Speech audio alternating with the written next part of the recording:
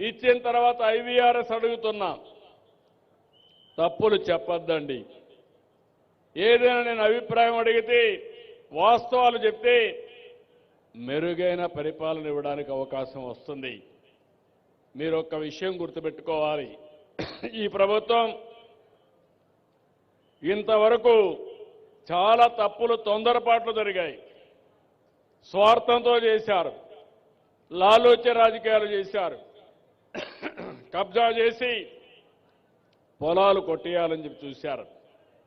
అందుకే ఇవన్నీ కరెక్ట్ చేయడానికి 1.0 రీసర్వే చేసి ఇవన్నీ కూడా రైతుల్ని భయోందనలకు గురి చేశారు. ఇప్పుడు దీన్ని మళ్ళా రీసర్వే చేశాం.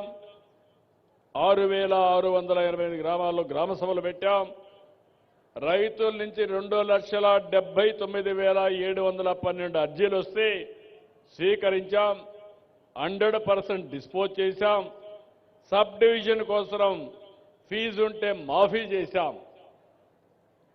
మీకు వారసత్వంగా ఆస్తుంటే మీరు పిల్లలకి ఇవ్వాలంటే అంత మునుపు డబ్బులు ఛార్జ్ చేస్తే 100 రూపాయలు పెట్టి మీరు ఇచ్చుకునే స్వేచ్ఛ కూడా ఇచ్చాం.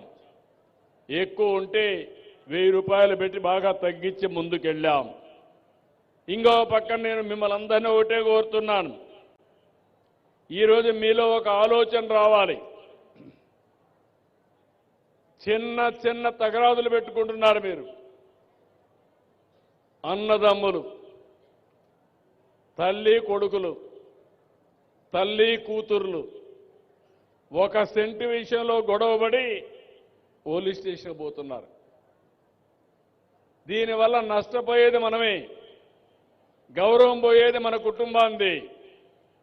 మన బంధువుల మధ్య ఉండే తగరాదులు కూడా మనం పరిష్కారం చేసుకోలేకుండా నేను ఎక్కడ పోయినా నాకు ఇచ్చే పరిస్థితికి వస్తున్నారు. నేను ఒక్క విషయం చెప్తున్నాను. నేను కూడా మీ మారి గ్రామం నుంచే వచ్చా. నేను చిన్నప్పుడు మా నాన్నకు ఒక మాట చెప్పా.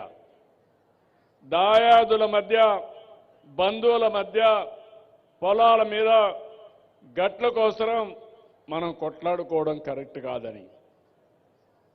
ఒక 5 సెంట్లు పోయినా పర్వాలేదు కానీ ఆ 5 సెంట్ల కోసం పోలీస్ స్టేషన్ పోయి కోర్టుకు పోతే మన శక్తి అంతా పోతుంది, మనశ్శాంతి ఉండదు, మన జీవితం నరకం అవుతుందని ఆ రోజు చెప్పా. మా తండ్రి ఎక్కడా గొడవ పెట్టుకోలా. అందుకే నేను స్వేచ్ఛగా పైకొచ్చా. ఈరోజు ఈ స్థాయికి వచ్చారంటే గొడవలు పెట్టుకోకుండా ఉండడం అని మీకు అందరికీ విజ్ఞప్తి చేస్తున్నా. ఇది మీకు కూడా వర్తిస్తుంది. ఎందుకంటే నేను ఎక్కడో ఆకాశం నుంచి రాలేదు, కింద స్థాయి నుంచే వచ్చా. మీ మారిగానే మామూలు వ్యక్తిగా ఉండి నేను అంచెలంచెలుగా పెరిగి వచ్చాను.